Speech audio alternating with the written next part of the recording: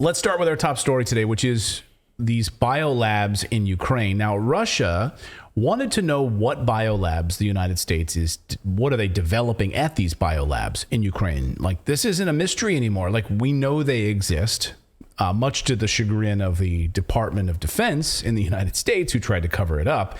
Yesterday, Russia officially submitted a complaint with the United Nations to expose this secret. What is the United States hiding at these weapons labs? And by the way, stop calling them like friendly weapon or friendly biology labs, like where your friendly high school teacher is going to, have some beakers and some Bunsen burners. Like, that's not what's going on here. What is the United States hiding there? Why are they doing it in Ukraine? And today, the United Nations responded. They got right back to Russia on this question. By the way, China also wanted answers on this. They've been demanding answers on this. Like, what is the United States doing in violation of international law in Ukraine? The United Nations responded this afternoon and says, no, I'm sorry. The United Nations Security Council voted against this probe into the U.S. biolab. So no, I'm sorry. The United States, France, and Britain shut down their calls to investigate the military biological activities in Ukraine. So sorry, not sorry, we're going to do anything on this. The United States Security Council rejected Russia's call for an international investigation. China backed Russia's proposal in all of this. But no, the U.S., Britain, France, we don't want you looking here. This is outrageous. Yeah, I mean, to me, I thought, okay, maybe we'll get like a cursory, kind of laughable fake investigation like we got from the IAEA looking at the Zaporozhye nuclear power plant. Or the United Nations report that we did on the Uyghurs recently, how it was like, well, we went there, we didn't see anything, but we still think some bad things are happening. We Googled some stuff. We looked at Google Earth images. We bring you some Google Earth images. If you haven't seen that piece, we encourage you to seek it out, the United Nations report on the Uyghurs, because it's full of just holes. It's the sloppiest thing I've ever seen in my life. Yeah, I mean, you could literally shoot holes in it from a mile away. So it's not like we were gonna get something great, right? But maybe they could at least take off the blinders. But this is, by very definition, tunnel vision. It's awful. I mean, it really is awful. Of course, you'll recall, and we've covered this extensively here on the show, when most major news outlets didn't want to have anything to do with this at all. And if you covered it, you were considered a conspiracy theorist, right? In fact, still today, if you do Google searches around this topic, you will see that there's like PolitiFact and others have like fact check stories about it. Of course, what's funny about those fact check stories is that they were later debunked. So I love to know they're fact checkers from the intelligence state. Of course, you'll recall. I love the answer where they say mostly false. Mostly false. Or mostly true. Yeah, or they give you 5 Pinocchios out of, like, well, okay, if you're lying a little bit, isn't that make the whole, doesn't your dad have a story about that? Like, if you lie a little bit, then your whole story is bunk, right? Then yeah. Well, he's like, one lie makes you a liar. And so if you tell me a lie and then I have to go to bat for you later and you're telling me something, how do I know? Right. And so I can't go to bat for you if I know that you have any propensity to lie. So any propensity to lie, it's a pee in the pool situation. Pee in the pool situation. Right. Of course, you'll recall the United States did lie, and they did deny that there were any biolabs in Ukraine. The Department of Defense even called it Russian propaganda. Shut up, don't ask any questions about it at all, said John Kirby, when reporters on March 9th. Now, I went back and I watched this entire press conference today. So if I sound a little pissed off, that's why. Because I had to sit through this whole effing press conference to bring you this piece of garbage. Watch. And on this issue of military biological labs in Ukraine that the Russians keep raising. Yeah. Can you basically explain to us what type of relationship, if any, there was between the Pentagon and the Ukrainian side on any biological labs? When was the last cooperation? And what do you have to say about these Russian accusations? The Russian accusations are absurd. They're laughable. And in the words of my Irish Catholic grandfather, a bunch of malarkey. There's nothing to it. It's classic Russian propaganda. And I wouldn't, if I were you, I wouldn't give it I wouldn't give it a drop of ink worth paying attention to. Yeah, but can you explain to us has there been any relationship between the We are Pentagon? not developing biological or chemical weapons inside Ukraine. It's not happening. Yeah. Thanks, John. Go ahead. Good. We are not telling the truth. You are liars. Lying. And this reporter, God bless him, trying to get the answer, wearing a face mask and trying to get the answers to this. No, you're not answering my question. No. Well, no. Okay, move on. We're going to move on to the next question here. We're not going to answer your question. It's total malarkey, as my grandfather used to say. Even though they were on U.S. embassies' websites, including the State Department's websites, which we featured here on the show, then suddenly they were removed from their websites, almost as if they were covering something up. So then, of course, after months of denial about this, the U.S. did finally admit to running Ukraine biolabs. And then, of course, we all remember, or maybe you don't remember, if you I don't know where you were at the time, Grover, my dog Grover remembers, then Senator Marco Rubio asked this question of regime change coup expert Victoria Nuland. Watch. I only have a minute left. Let me ask you, does Ukraine have chemical or biological weapons? Ukraine has biological research facilities, which, in fact, we are now quite concerned Russian forces may be seeking to gain control of. So we are working with the Ukrainians on how they can prevent any of those research materials from falling into the hands of Russian forces should they approach. I'm sure you're aware that the Russian propaganda groups are already putting out there all kinds of information about how they've uncovered a plot by the Ukrainians to release biological weapons in the country and with NATO's coordination. If there's a biological or chemical weapon incident or attack inside of Ukraine, is there any doubt in your mind that 100% it would be the Russians that would be behind it? Let me just feed you these questions. Let me feed you these answers. Okay. Yeah, it absolutely would be the Russians. There's no doubt in my mind, Senator, and it is classic Russian technique to blame on the other guy what they're planning to do themselves. Oh, really? A technique written by you guys, right? I love this. It's a classic Russian technique to blame on the other guys.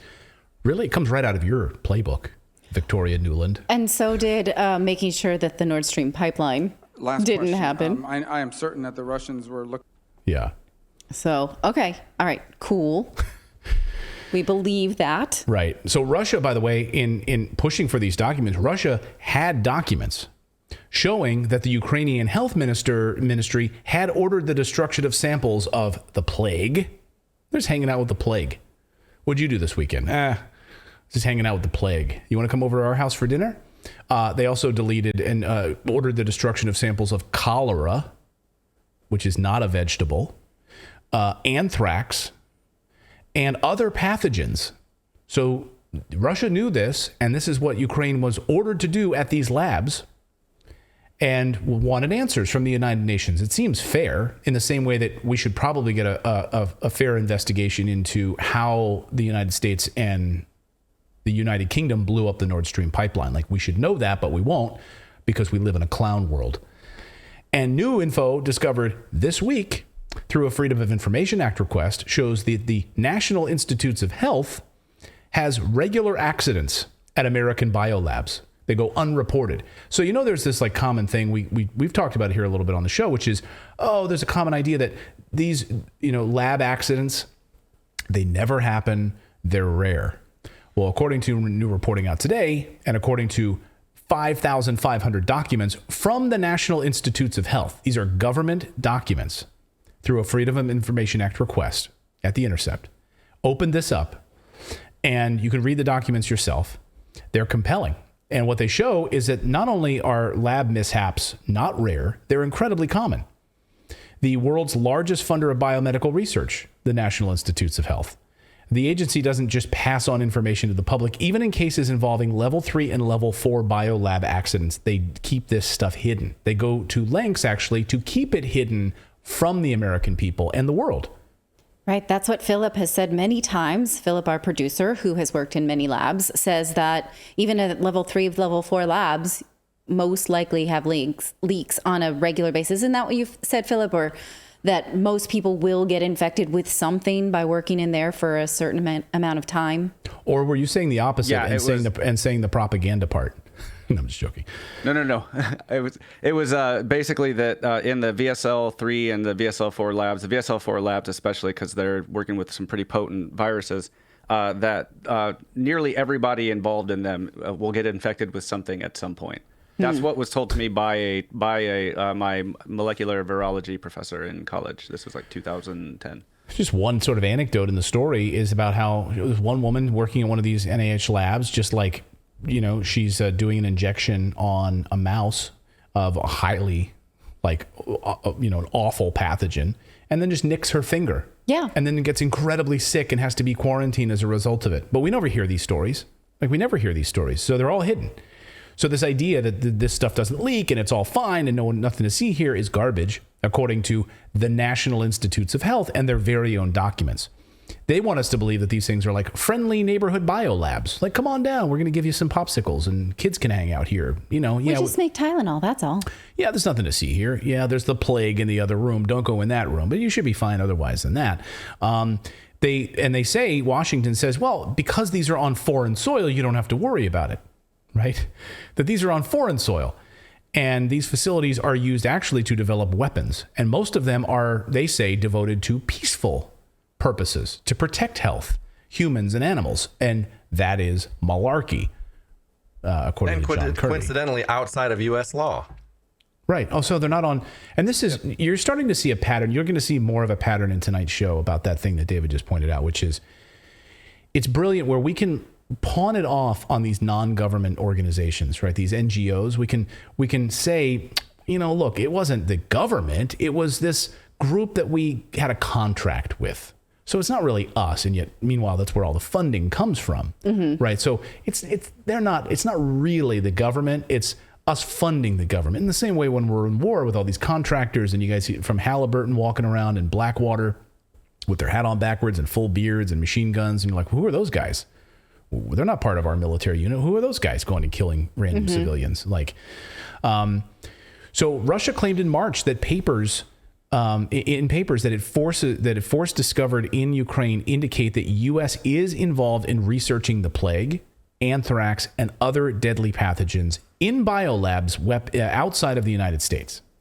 That's what Russia was saying. Hey, United Nations, maybe we should look into this because it's illegal. Just a thought. No, we will not allow you to look into this. We now know, according to the data, that there are 46 U.S. biolabs in Ukraine. 46 of them. China's foreign ministry spokesman said recently that the U.S. must explain its activities and called on it to stop single-handedly opposing the establishment of a verification mechanism for the Biological Weapons Convention, the BWC. So the thing is, America doesn't like being involved in the things that are going to call them out. Like, we don't like being involved in the International Criminal Court. Yeah. So when we want to bring up war crimes, then because we're not a part of it, then we can't be brought up on war crimes charges. But they like, Western powers like summitry, these like summits of G7, G12, Pac-10 or whatever. Right. Well, that's the Pac-10 football. What is that? It's a college football. Isn't there a Pac-10? The Big East. I don't know. What's the opposite of? Anyway. Yeah. But they go to these summits instead of actually being a part of anything. Right. And in these summits, they establish these organizations like the United Nations or the even OPEC was established through the summitry around oil in the 70s. So when it serves them, there is absolutely a purpose to this. But for this, which brings about accountability, no summitry. And meanwhile, a Ukrainian journalist was the person that broke a big part of this story. Ukrainian journalist was like, why are there U.S. bioweapons labs in my home country in Ukraine? So this wasn't Russian propaganda, wasn't U.S. propaganda, it wasn't any it was Ukraine saying, wait a second, what a Ukrainian journalist saying a big part of the story. Hey, what are these things doing in my backyard? In fact, his name, Alexander Rogers, broke the story. Why are there U.S. weapons labs in his home country, he wrote. He exposed the American company Black & Veatch with their special projects Corporation, BV for short, that they were behind the project and financed by the U.S. Department of Defense. Oh. According to his reporting, the plant is located in the basement of the Institutes of Experimental Medicine and Veterinary Department. All of its employees are foreigners, mostly Americans, under the guise of laboratory tests, experiments based on the use of lethal pathogens on the battlefield. And those tests are carried out in Ukraine at these labs, he found. A Ukrainian journalist found that out and then confirmed separately. As we recently reported on Redacted in 2014, a firm called Biolab, which specializes in detecting, tracking, and analyzing potential disease outbreaks, signed an $18 million federal contract as a subcontractor for Black & Veatch. Incidentally, do you know who was involved in financing both of those companies? Who? Hunter Biden was connected to both of those companies through. Yeah, exactly. Yes. So, of course. So Black & Veatch, Meadow Biodata, was started with the help of U.S. President Joe Biden, his son, Hunter Biden, and his investment firm, Rosemont Seneca Technologies Partner, which he founded alongside John Kerry's stepson in 2009. So isn't it a little too convenient? By the way, what does Hunter Biden know about energy or deadly pathogens, that he's involved in these companies that are doing experimental battlefield bioweapons testing in Ukraine? Like, what is his, I mean, if you look at his laundry list of his resume, you look at Hunter Biden's CV, I guess as they call it in England. Well, I wouldn't pretend to know what his expertise is, but it does seem to me that he has some hangers-ons who will, is that how you use the plural of that? Hangers-ons who, come around him and say, how about this, how about this, how about this? And because of his connections, that is my read on the situation. I don't know. So I've never tried to hire him for something. Know I don't know about his CV, but we sure know about his CP, if you know what I'm saying. Wink, wink. Nudge, nudge. I don't get it. CP? No. Anyone? See, you don't want to know. You don't want to nudge, nudge. You don't want to nudge, nudge. I'm not going to Google that. If I have a nudge, nudge, wink, wink. Okay. Little Monty Python reference for you. So in 2014, Meta Biota, the EHA, and the Wuhan Institute of Virology, try to say that 5 times fast, or in my case, try to say it at all and you'll fail, were all named as researchers in a study on infectious diseases deriving from Chinese bats. You can't even make this up. So Hunter Biden's company, Meadow Biota, was involved in the Chinese bat infectious disease research. Sound familiar? It's amazing. So what's interesting and not surprising is that the United States contracts with private companies. So your taxpayers will pay for the bioweapons being developed in Ukraine, but the U.S. State Department gets to say that no government agency has bioweapons labs in Ukraine, and we're not involved in it because these are non-government entities and we don't have anything to do with it. So they do all the heavy lifting and we don't have, plausible deniability. But not if we've had it on our own State Department, then no. Right. And if Victoria Nuland said that they existed, but they were a friendlier version of what we were trying to derive from them, then no. Then we've been told they exist and then we're being gaslit. Right. So it's very rude.